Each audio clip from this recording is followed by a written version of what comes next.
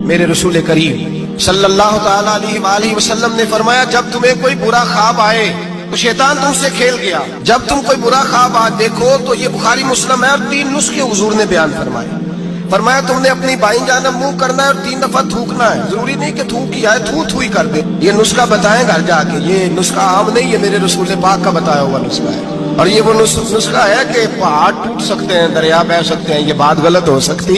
सबसे बड़े पीरो मुर्शिद का नुस्खा है। मेरे रसूल करीम सल्लल्लाहु अलैहि वसल्लम ने फरमाया, बाईं जानब 3 दफा थू थू करे, थूके, और 3 दफा आऊज़ बिल्लाह पढ़े। और फिर हुजूर ने फरमाया, ख्वाब का किसी से जिक्र न करे। किसी को ख्वाब सुनाना, डरावना ख्वाब आए तो किसी को सुनाना, बयान नहीं करना, ये हुक्म दिया है नबी पाक ने, हमें नसीहत फरमाई है।